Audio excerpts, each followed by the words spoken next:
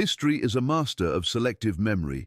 We look at Rome and we see the white marble, the Stoic philosophers, and the disciplined legions. But if you peel back the gold leaf of the empire, you find a civilization built on the architecture of discomfort.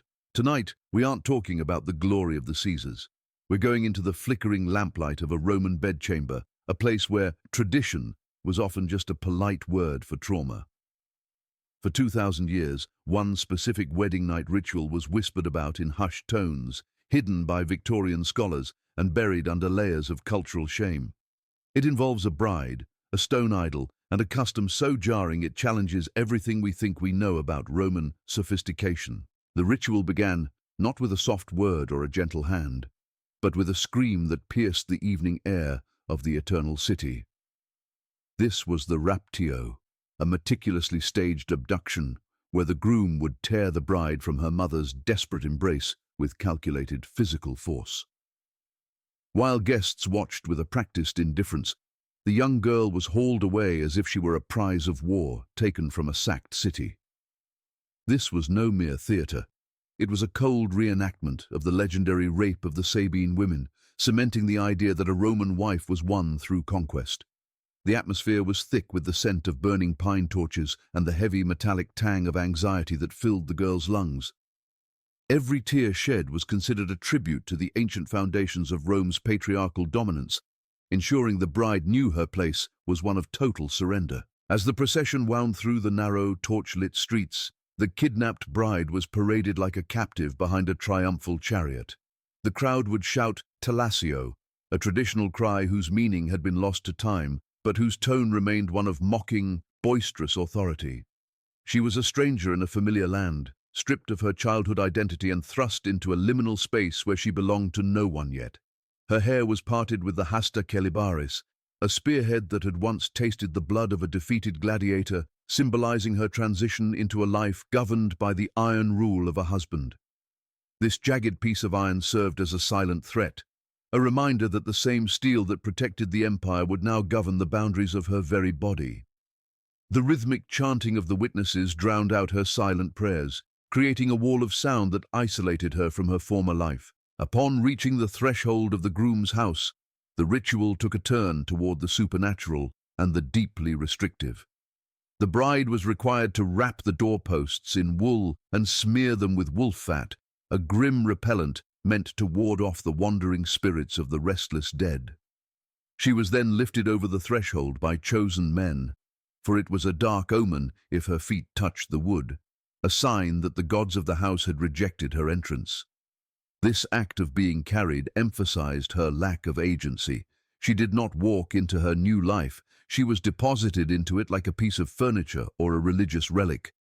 Inside the atrium, the shadows of the ancestors watched from their wax masks, their hollow eyes demanding she uphold a legacy built on the absolute erasure of her own will. The cold marble floor beneath her feet felt like the floor of a prison cell, beautifully carved, but inescapable. The psychological weight of this mock violence was designed to shatter any lingering sense of independence the young woman might have harbored. By framing the union as a violent seizure, the Roman state stripped away the possibility of a marriage based on mutual consent or emotional parity. The groom acted not as a partner, but as a master who had reclaimed what was rightfully his through the virtue of strength. For the enslaved people watching from the corners of the villa, this ritual was a mirror of their own trauma, a reminder that in Rome, everyone was someone else's property.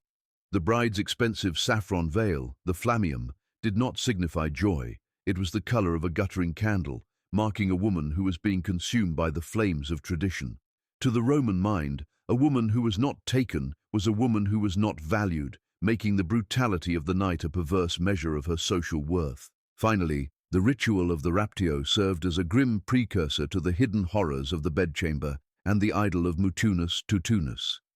It broke the bride's spirit early in the evening so that by the time she faced the divine requirements of the wedding night, she was already hollowed out by fear. The legal fiction of the kidnapping protected the groom from the social stigma of being a tyrant while granting him the absolute power of one. It was a masterpiece of social engineering that turned a celebration of life into a ceremony of subjugation hidden behind the veil of religious necessity. 2,000 years of history have tried to soften these edges, painting the Roman wedding as a dignified affair of stolas and ceremonies. Yet the truth remains etched in the historical record. A night that began with a simulated kidnapping could only end in a reality of profound and systemic cruelty. As the echoes of the raptio faded, the bride was led into the deepest sanctum of the house, where the air grew heavy with the scent of unwashed stone and stale incense. Here sat the grotesque sentinel of the Roman marriage bed, the ancient and primal deity known as Mutunus Tutunus. This was no golden statue of a graceful Apollo.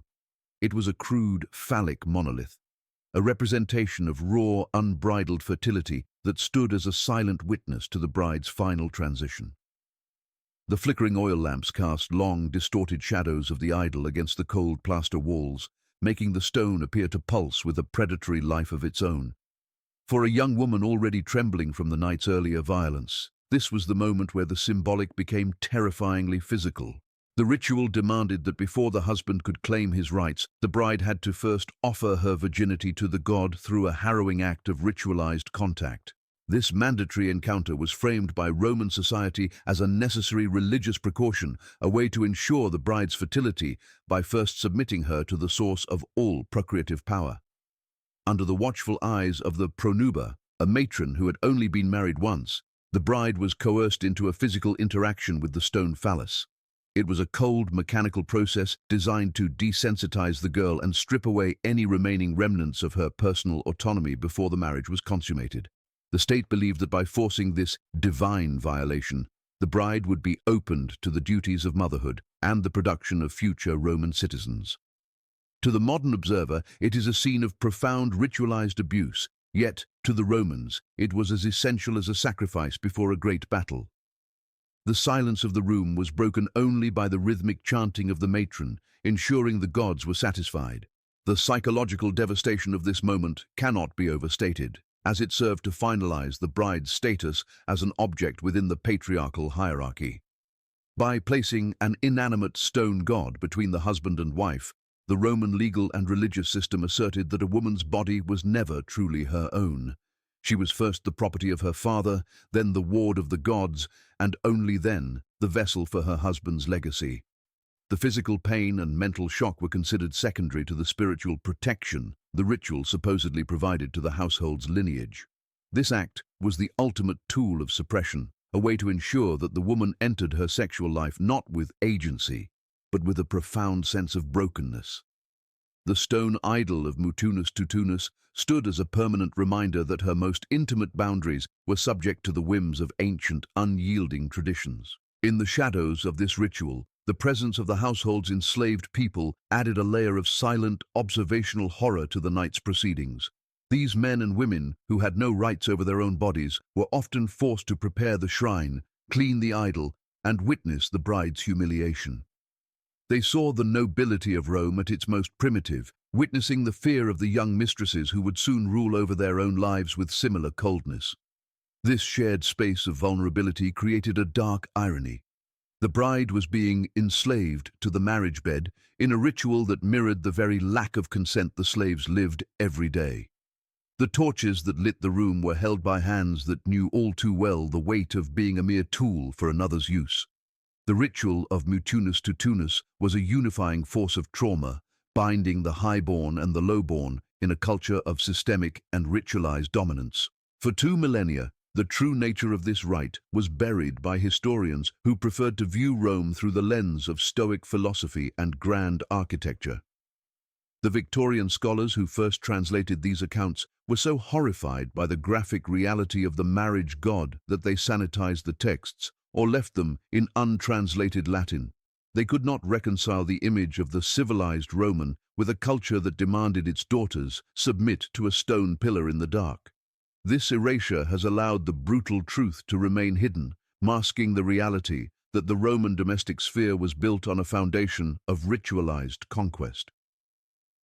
Only by confronting the shadow of Mutunus Tutunus can we understand the true cost of the Roman marriage contract and the lives it consumed. The marble remains white and cold, but the stories of those who suffered beneath its weight are finally beginning to emerge from the silence of the past.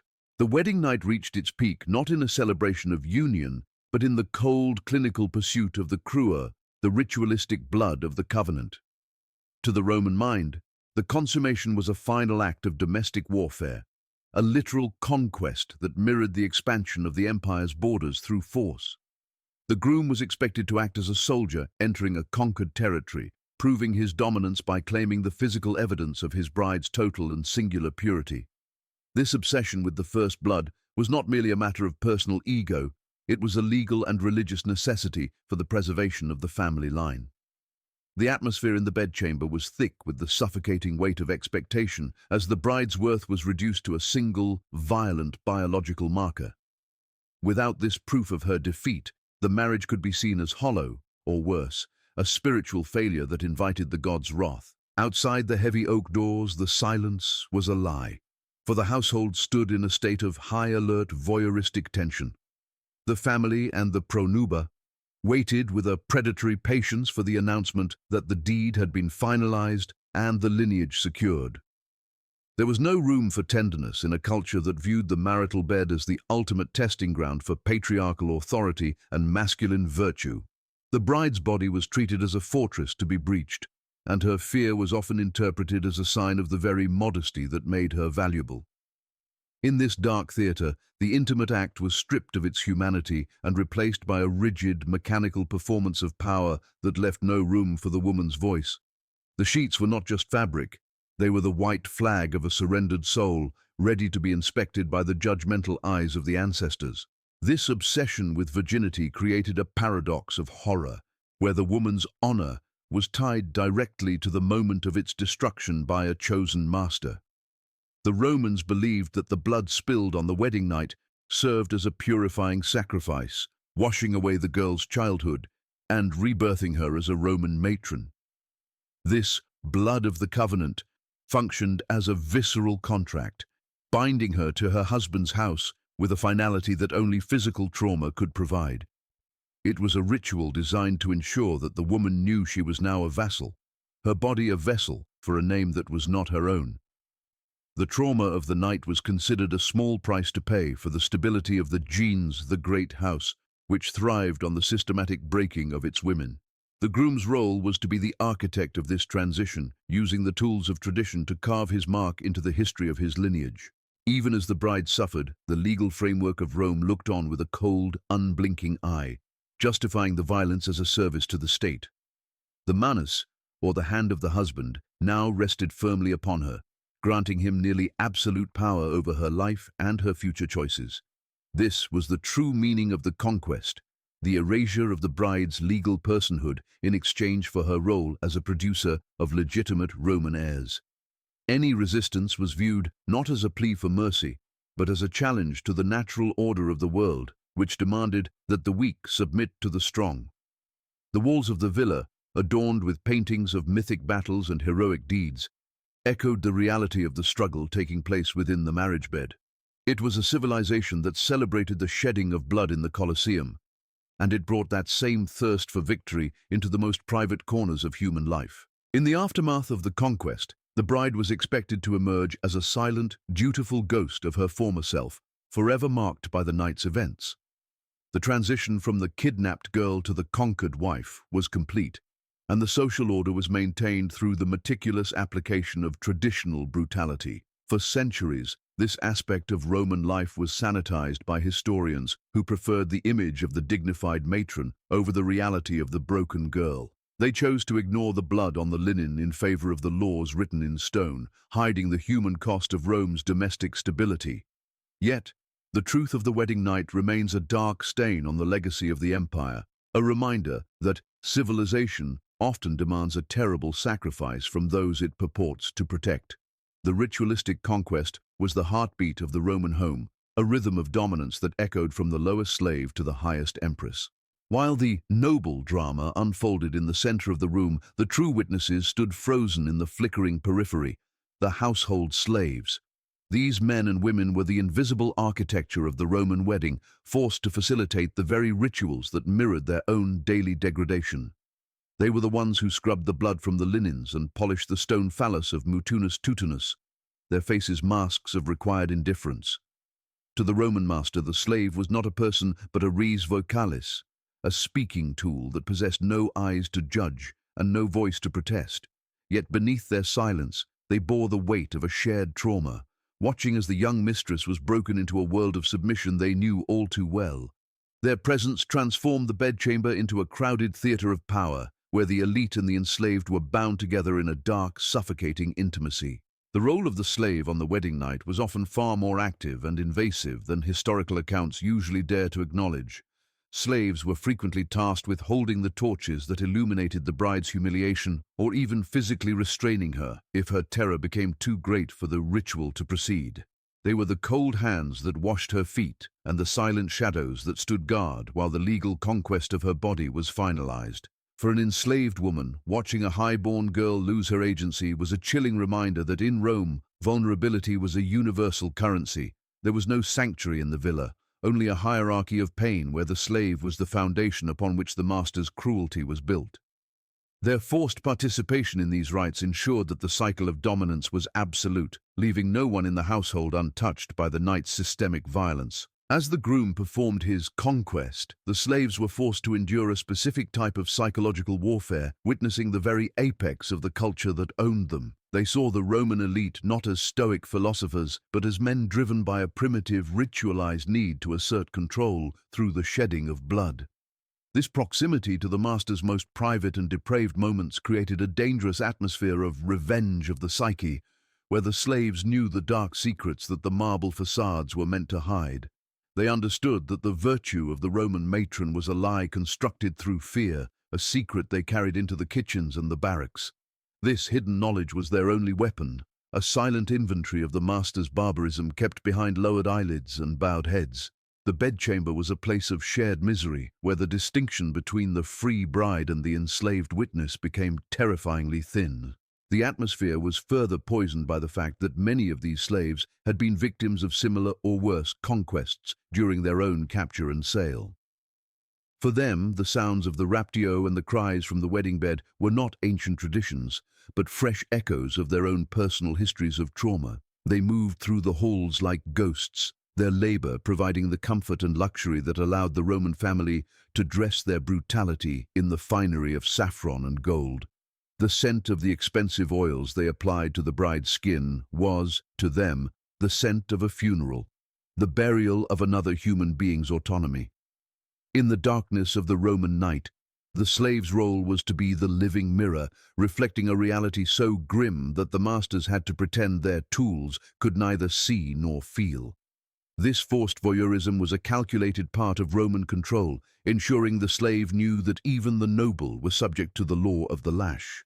In the morning, it was the slaves who were tasked with the literal and symbolic cleanup of the night's wreckage, erasing the physical evidence of the struggle. They gathered the discarded wool, emptied the oil lamps, and prepared the house for the public celebration that would follow the private violation. Their silence was the glue that held the Roman social order together, allowing the honorable family to present a face of dignity to the world. They were the keepers of the brutal truth, the ones who truly knew the cost of a Roman marriage and the fragility of the peace it supposedly brought. History has largely forgotten their names and their silent screams, focusing instead on the lineage of the conquerors who owned them. But the stones of the villas still hold the memory of those who watched in the dark, the silent witnesses to a civilization that could only find its stability in the total subjugation of the weak. As the fires of the old Roman world began to dim, a new power rose to seize the records of the past, the early Christian church. The fathers of this burgeoning faith faced a profound dilemma. How could they claim the legal and cultural majesty of Rome while reconciling its history with their own moral teachings? To solve this, they embarked on a systematic campaign to sanitize the darker corners of the Roman nuptial experience, turning the brutal truth into a sanitized ghost. The rituals of mutunus tutunus and the mock violence of the raptio were viewed as demonic stains that had to be scrubbed from the collective memory of the new empire. They didn't just stop the practices. They worked to erase the very language used to describe them, ensuring that future generations would see only a filtered, virtuous Roman ancestor. This was a war of the pen against the memory of the body, a deliberate effort to bury the screams of the past under a layer of theological dust. The scholars of the church were master architects of historical revisionism, choosing to frame the Roman wedding as a precursor to their own holy sacraments. When they encountered texts describing the physical interaction between a bride and a stone idol, they often translated the passages into obscure, coded Latin or omitted them entirely. By doing so, they protected the dignity of the Roman name, which they now needed to lend authority to their own ecclesiastical laws and hierarchies. They feared that if the common people knew the true depravity of the pagan wedding night, it might undermine the perceived sanctity of the family unit they were trying to build. The blood of the covenant was rebranded as a purely symbolic sacrifice, stripping away the visceral, traumatic reality of the physical conquest that had defined Roman marriage for centuries. This erasure was not a mistake, but a calculated survival strategy for a faith that was absorbing the structures of its former persecutors. In the libraries and monasteries of the Middle Ages, these suppressed stories became the forbidden knowledge of the classical world, hidden away from all but the most trusted eyes. Monks who spent their lives transcribing the works of Ovid, Varro, and Pliny became the gatekeepers of Rome's darkest secrets, often adding their own moralizing gloss to the margins. They framed these ancient rituals not as systemic social tools of suppression, but as individual acts of heathen madness that the light of the church had finally extinguished. This framing allowed the church to present itself as the great liberator of women, while simultaneously adopting the very patriarchal controls that the Roman system had perfected. The trauma of the Roman bride was used as a tool for conversion, a horror story told to reinforce the idea that only the new faith could offer protection from such savage traditions. Yet, in their rush to bury the pagan past, they also buried the voices of the women who had actually lived through the ordeal. This sanitization created a massive historical blind spot that persisted for nearly 2,000 years, misleading everyone from Enlightenment philosophers to Victorian historians. Because the primary sources had been so thoroughly scrubbed of their offensive content, the world came to believe in a Rome of marble statues and clean Stoic logic. When archaeologists or linguists stumbled upon the rare, unedited mentions of the phallic deities, they were often dismissed as fringe cults rather than central pillars of the marriage rite. The Victorian era, with its own intense anxieties about sexuality and gender, furthered this erasure by locking the remaining records in restricted, secret cabinets of museums and universities. They could not bear to see their idealized Roman heroes participating in such brutal and primitive bedroom rituals, so they chose to maintain the lie of a sanitized history. This long silence allowed the trauma of the past to fester in the shadows, unacknowledged and unhealed by the light of modern scrutiny. Today, we are finally beginning to peel back these layers of ecclesiastical and academic censorship to reveal the raw, unvarnished reality of the Roman wedding night. Modern scholarship, fueled by a desire to understand the lived experiences of the marginalized, is digging through the omitted sections of ancient texts and the forgotten ruins of domestic shrines. We are discovering that the rebellion of the early Christians was as much about rewriting history as it was about changing the future. By confronting the deliberate erasure of these rituals, we can finally hear the echoes of the voices that the Church tried to silence for 2 millennia. The brutal truth behind Rome's most controversial marriage custom is no longer a secret kept by monks and elite scholars. It is a vital part of our understanding of how power is maintained through the control of history itself. The marble is finally starting to speak, and the story it tells is one of a silence that was just as violent as the rituals it sought to hide. The psychological inheritance of the Roman wedding night was a toxin that seeped into the very foundation of the imperial family structure. For the young matron, the transition from a protected child to a conquered wife was not a graduation, but a fundamental fracture of her internal identity. This systematic breaking of the spirit ensured that her primary loyalty shifted from her own sense of self to the cold requirements of the pater familias. She was expected to walk through her new home as a ghost of her former aspirations, her every movement dictated by the memory of the night she was surrendered to the stone. The trauma became a silent architect of the household, building walls of emotional distance between husbands who were captors and wives who were captives. This internal exile was the true price of Roman stability, a peace bought at the expense of a woman's ability to feel safety within her own skin. In the wider social sphere, these brutal customs solidified a culture of desensitization that allowed the Roman Empire to function with such ruthless efficiency. When children were raised in homes where the mother's entrance was marked by a mock kidnapping and ritualized violation, they learned that love was synonymous with total dominance. Sons grew up viewing their future wives as territories to be annexed, while daughters prepared for a life of dignified endurance rather than genuine partnership. This cycle of domestic trauma mirrored the violence of the Colosseum and the battlefields, ensuring that the Roman psyche remained hardened against empathy. The bedchamber served as a training ground for the next generation of conquerors, teaching them that the most intimate bonds were merely extensions of political and physical power. It was a civilization that feared vulnerability, choosing instead to worship the unyielding strength of the master and the silence of the suppressed. The long-term impact on Roman society was a profound sense of isolation that characterized the lives of both the elite and the lower classes.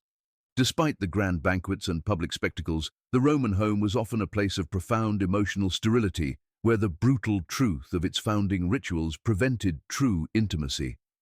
Men were trapped in a performance of constant masculine aggression, while women survived by becoming masters of manipulation and indirect influence. This lack of genuine connection created a society that was structurally sound but spiritually hollow, leading to a constant internal struggle for control and recognition. The rituals of the wedding night ensured that the family unit was held together by the iron bands of law and tradition rather than the soft threads of mutual affection. Consequently, the Roman legacy is one of monumental achievement, built upon a foundation of deep, unaddressed psychological scarring that influenced every aspect of their law and governance. Even as the empire eventually crumbled, the echoes of this domestic brutality persisted in the legal and social codes that would govern Europe for centuries. The concept of the woman as a perpetual legal minor, requiring a male guardian to navigate the world, found its roots in the subjugation of the Roman wedding rituals. The trauma of mutunus tutunus and the raptio established a precedent that the state had a right to intervene in the most private aspects of a woman's biological existence. This legacy of control was passed down through the generations, evolving into new forms of patriarchal suppression that still linger in the modern world's collective unconscious. By examining the psychological toll of these ancient rites, we see that the conquest of the bride was not just a one-night event, but a blueprint for a millennium of gender-based inequality.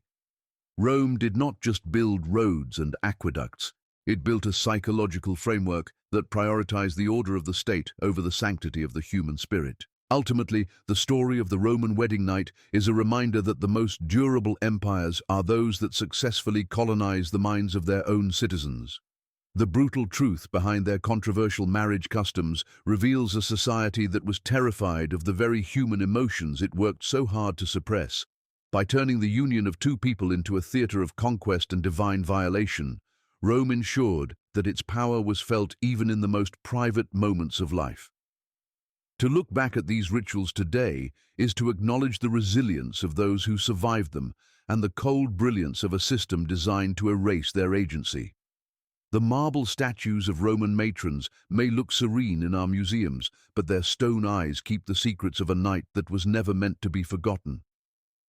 The true history of Rome is written not just in the triumphs of its generals, but in the silent endurance of those who lived within its shadows.